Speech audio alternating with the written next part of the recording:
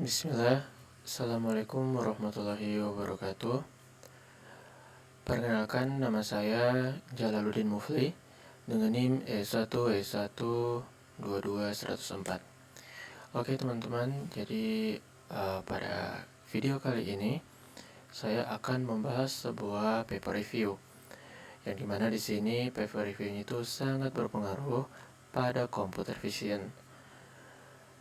Nama papernya itu A Survey on Visual Transformer, tinjauan tentang visual transformer, yang dibuat oleh Kaihan, Yunhewang, Huntington, Xianhechen, dan lain-lain teman-temannya.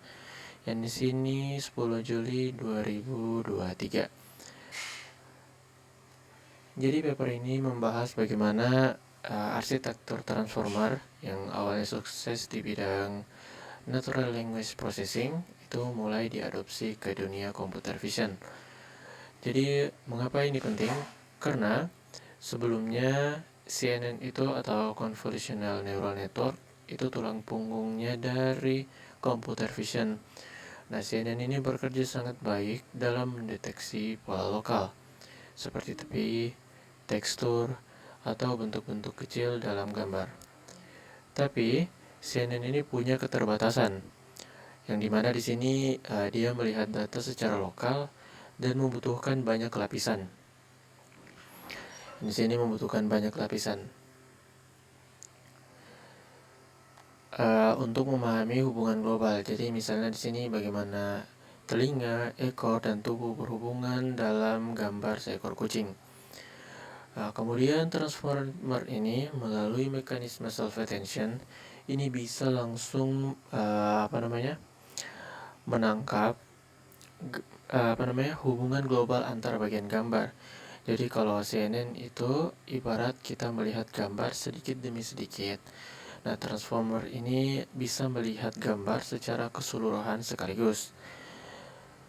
Nah, inilah mengapa computer vision ini atau transformer atau VIT, Vision Transformer, menjadi booming sejak diperkenalkan.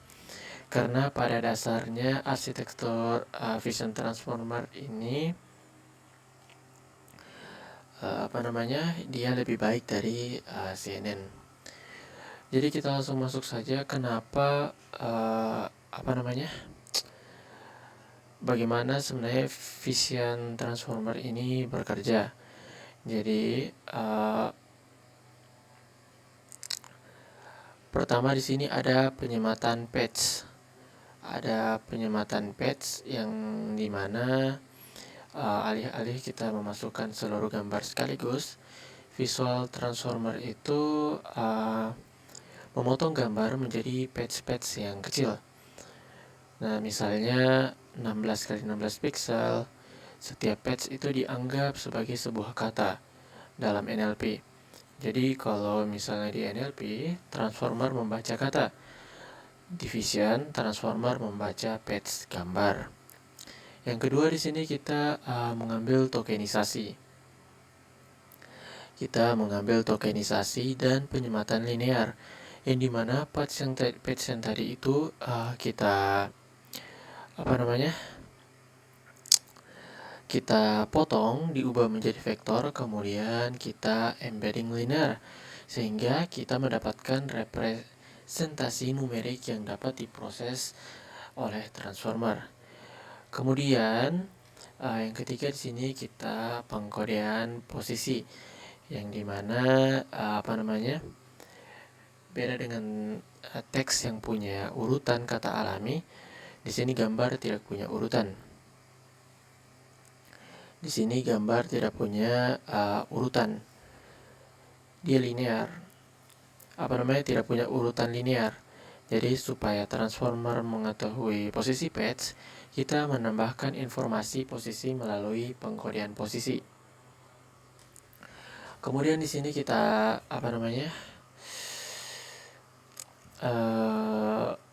mendapat perhatian pada diri sendiri, yang dimana di sini kunci utamanya itu adalah self attention. Di sini ada tadi disebutkan di atas, ada self attention. self attention, yang dimana di sini kunci utamanya adalah memungkinkan setiap page itu melihat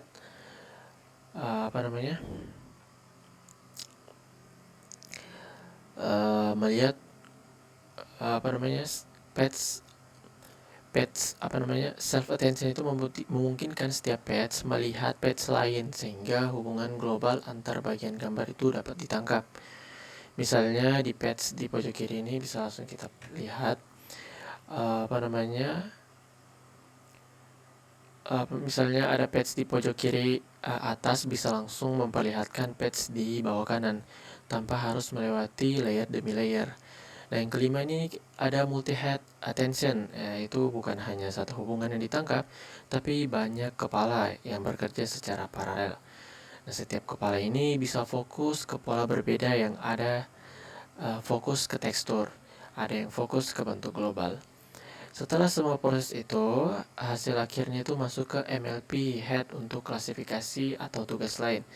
Intinya alur VIT adalah gambar, kemudian ke page, kemudian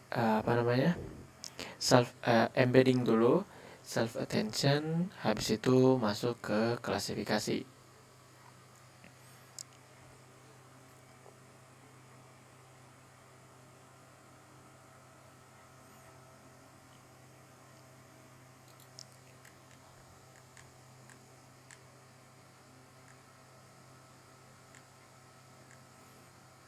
Laptop saya nge-lag.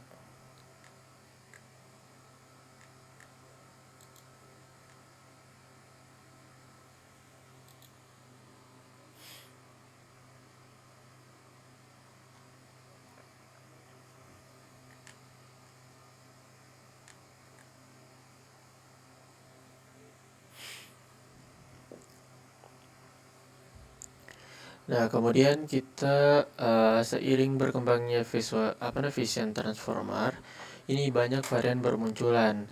Di sini ada beberapa perkembangan penting, yang dimana di sini transformator itu hemat data ya, hemat data. Kemudian masalah utama VIT-nya ini adalah membutuhkan data yang sangat besar untuk pelatihan. Misalnya dataset GFT dengan 300 juta gambar, DIT hadir dengan trik distilasi agar dapat bekerja dengan baik hanya dengan ImageNet. Kemudian di sini ada Swing transformer, di mana di sini adalah varian hierarki. Kalau VIT asli menggunakan page tetap. Nah, swing ini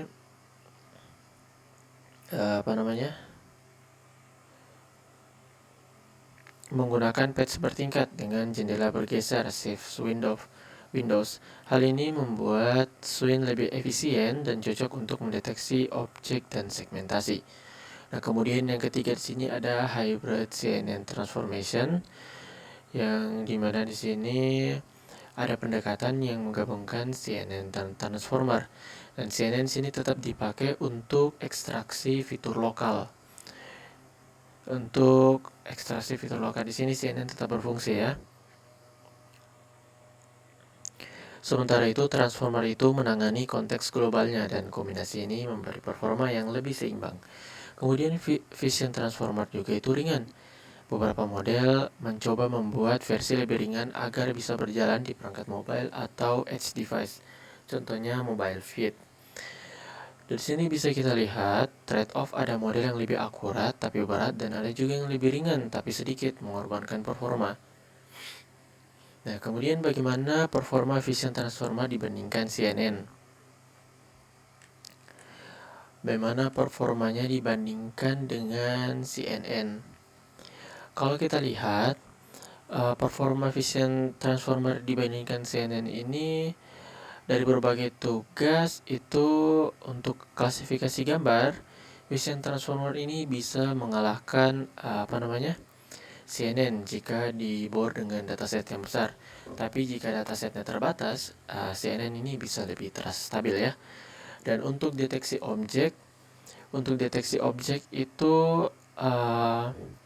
Varian seperti DTR, Detection Transformer itu menunjukkan pendekatan baru, di mana DTR ini menggunakan transformer untuk mendeteksi objek end-to-end tanpa banyak trik kerajinan tangan seperti kotak jangkar. Dan untuk segmentasi gambar, model seperti segmenter berbasis virtual Vision Transformer berhasil memberikan hasil yang kompetitif untuk memahami video. Kompetitif. Dan untuk memahami video di sini transformer juga mulai beradaptasi karena dapat menangani dimensi ruang waktu yang lebih natural. Tapi Vision Transformer bukan tanpa kelemahan. Dalam dataset yang kecil, performanya itu jauh lebih turun. Dia itu performanya yang jauh lebih turun.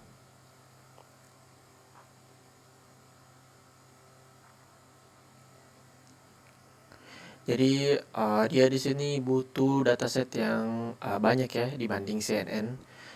Jadi CNN itu masih punya tempat di kehidupan kita ya kalau misalnya kita punya keterbatasan sumber daya. Kemudian bagaimana tantangannya ke depannya ya? Pertama di sini sudah pasti kita efisiensi data yang dimana di sini bagaimanapun Vision Transformer ini bekerja baik dengan data yang lebih banyak, dan inilah motivasi munculnya DIT dan distilasi. Nah kemudian kedua ini interpretabilitas. Transformator sering dianggap kotak hitam. Perlu penelitian lebih lanjut agar kita bisa menjelaskan mengapa model memiliki patch tertentu. Yang ketiga, efisiensi di edge service, yang dimana Vision Transformer itu masih berat dijalankan di perangkat kecil seperti smartphone. Jadi ada dorongan untuk membuat model ringan tanpa kehilangan akurasi. Kemudian yang keempat sini tantangannya itu ada pergeseran domain dan generalisasi. Yang dimana di sini Vision Transformer itu menghadapi data baru yang berbeda dari pelatihan, dan ini masih jadi tantangan besar. Kenapa?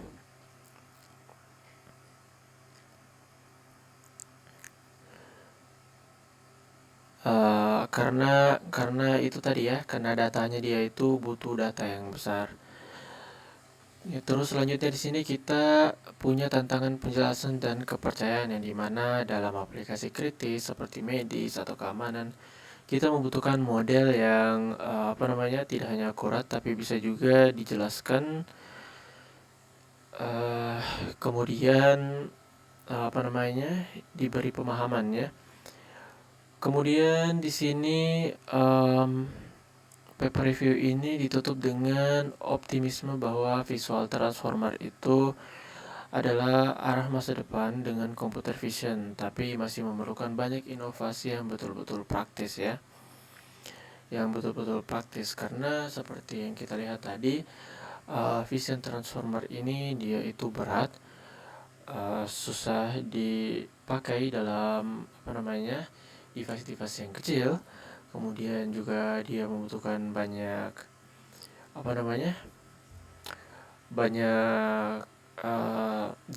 dataset, yang dimana kalau kita bandingkan dengan kompetitornya CNN di sini, sudah pasti CNN lebih stabil dibanding Vision Transformer ini. Nah itulah dia tadi dari ringkasan yang saya bacakan. Kalau kita baca ulang di sini ini kan panjang ya, ada 23, tapi tadi saya ringkasnya jadi pendek. Nah kalau misalnya kita lihat di sini, dia bilang jaringan menjadi infrastruktur fundamental kecerdasan buatan. Di sini ketika diterbitkan dia kinerja state of art pada 11 tugas NLP. Nah kalau kita lihat abstraknya juga di sini, transformer yang pertama kali diciptakan di bidang pemrosesan bahasa alami atau NLP yang tadi yang kita sebut ya. Dan sini adalah jenis saraf yang dalam, yang terutama itu berdasarkan mekanisme self attention, sudah kita jelaskan juga tadi.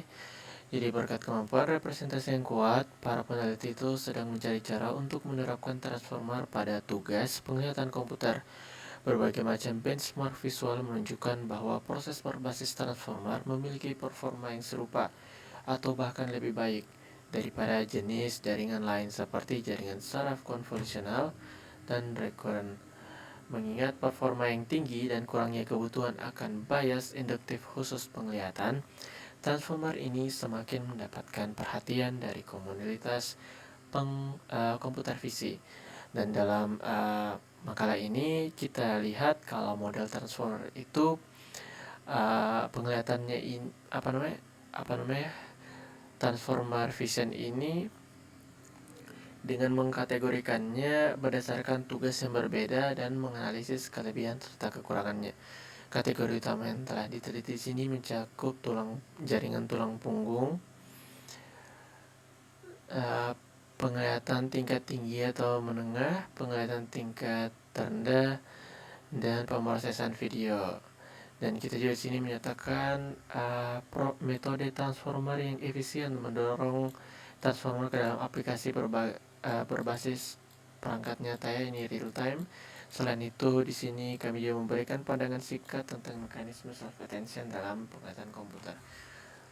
Mungkin tadi kita belum bahas self attention. Di sini pada lapisan self attention itu vektor itu di input terlebih dahulu, diubah menjadi 3 vektor yang berbeda, vektor query dan vektor key, dan value dimensi D, vektor yang berasal dari input kemudian dikemas menjadi 3 matriks yang berbeda.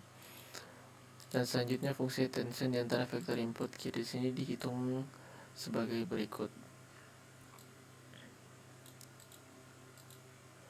Langkah pertama itu menghitung skor antara setiap pasangan vektor yang berbeda, dan skor ini menentukan derajat perhatian yang kita berikan pada kata lain saat mengekoding kata dan posisi saat ini.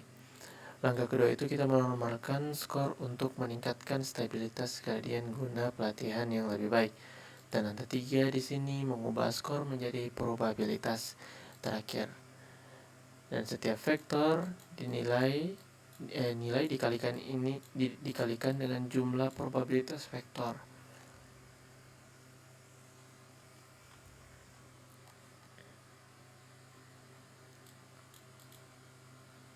Kalau kita baca-baca lagi di sini, important position sometimes.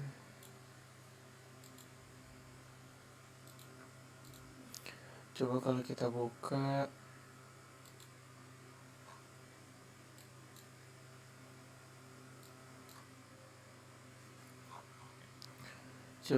buka di Edge, ya, siapa tahu kalau di Edge itu bisa lebih baik translate-nya.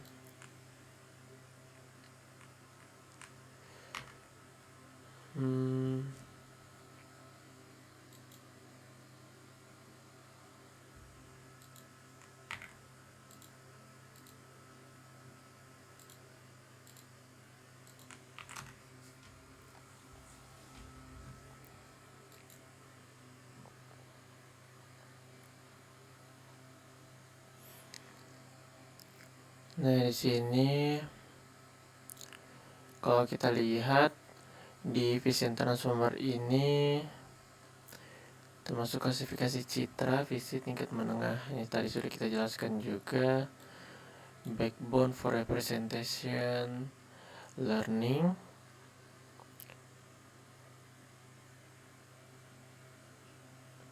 Kemudian di sini di sini ada skema, ya, transformer based set prediction for detection, di mana di sini image-nya masuk diproses menggunakan CNN seperti yang telah kita jelaskan tadi. Kemudian di sini ada transformer encoder, terus ini masih positional encoding. Kemudian di sini ada object query. Kemudian di sini ada object query di transformer decoder, tadi di encoder, kemudian masuk di decoder, kemudian di sini ada FN, kemudian di sini masuk pada set prediction.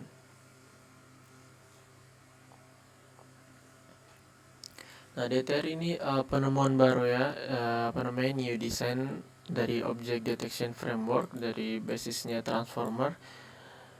Dan ini apa namanya punya punya punya kemampuan yang lebih baik dibanding CNN, tapi untuk di beberapa kasus CNN itu juga memiliki kelebihan dalam stabilitas. Misalnya kalau kita lihat di sini,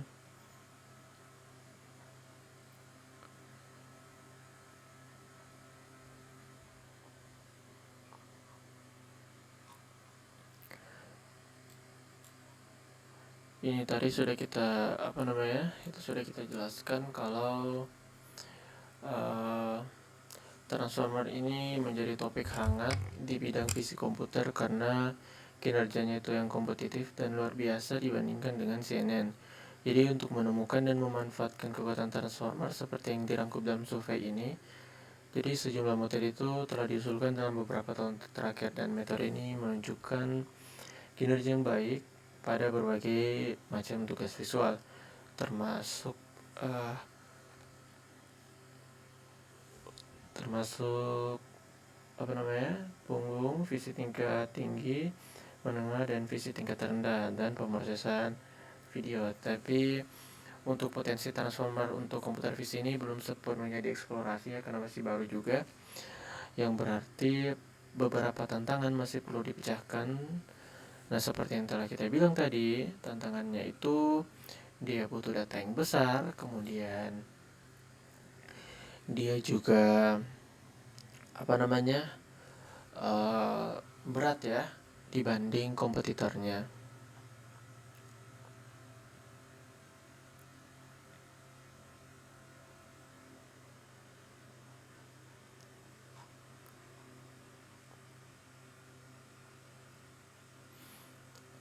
Dia lebih dia lebih banyak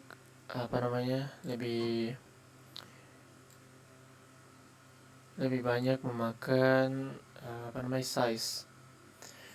Kalau kita baca di sini challenges-nya, meskipun para peneliti telah mengusulkan banyak model berbasis transformer untuk menangani tugas visi, ini hanyalah langkah pertama di bidang ini dan masih banyak memiliki ruang untuk perbaikan. Misalnya arsitektur transformer dalam Vision transformer mengikuti transformer standar untuk NLP, tetapi versi yang ditingkatkan secara khusus dirancang untuk CV masih perlu dieksplorasi.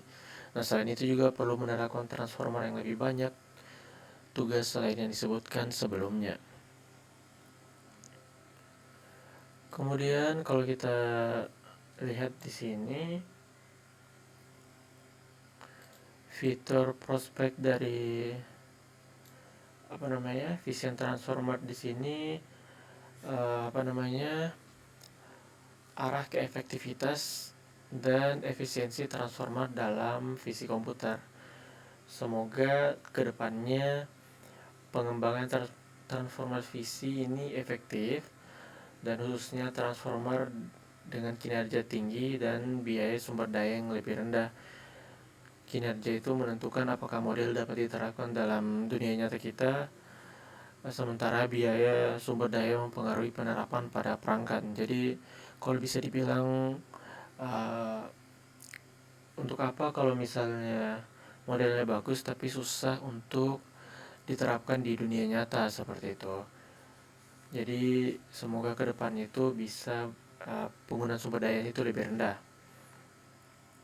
Sementara biaya sumber daya mempengaruhi penerapan pada perangkat. Nah, ini efektivitas biasanya terkait dengan efisiensi, sehingga menentukan bagaimana mencapai keseimbangan yang lebih baik antara keduanya, merupakan topik yang bermakna untuk studi masa depan.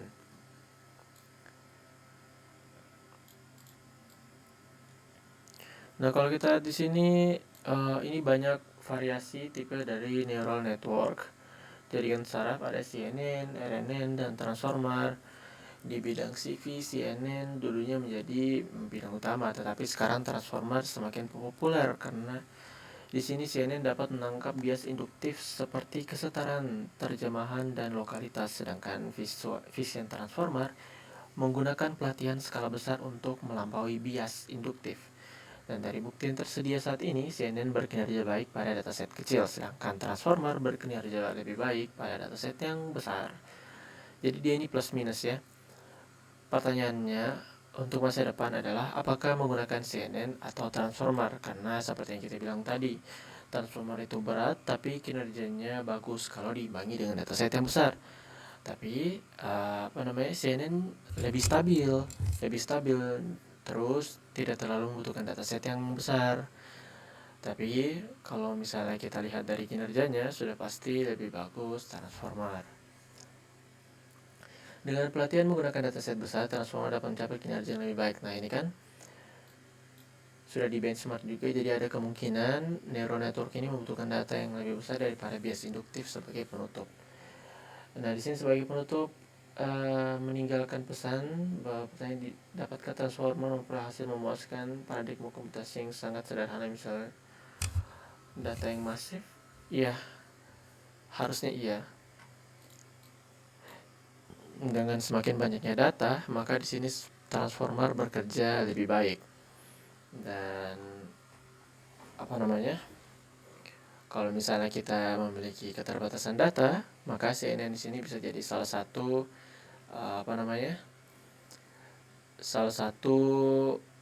alternatif bagi kita untuk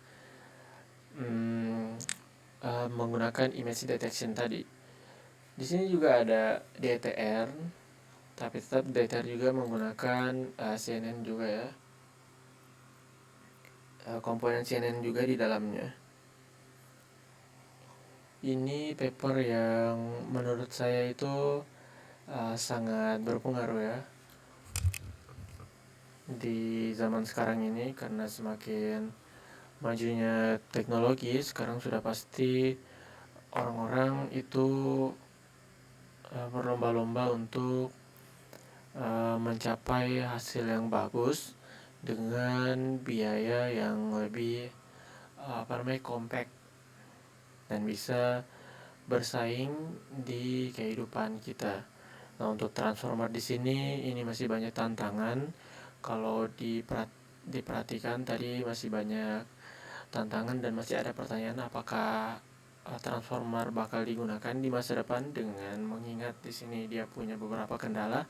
Tapi kalau bagi saya di sini mungkin suatu saat di masa depan nanti bakal ada penemuan-penemuan baru lagi yang bakal menutupi kekurangan Transformer di sini, yang dimana dia itu membutuhkan banyak data, kestabilannya itu yang masih kurang dibanding CNN, kemudian juga komputasi sudah pasti, apalagi di sini dia pasti akan bersanding dengan kompetitornya di real life ya. Sudah ada benchmarknya juga kalau dilihat. Untuk beberapa case ada yang baik, ada ya juga yang kurang. Itu saja mungkin penjelasan dari video saya, yang dimana di sini ada 23 halaman paper review ya. Paper review 23 halaman, sini kepanjangan kalau kita jelaskan satu-satu. Jadi saya merangkum dari paper review ini sesingkat-singkatnya sehingga gampang untuk dipahami ya.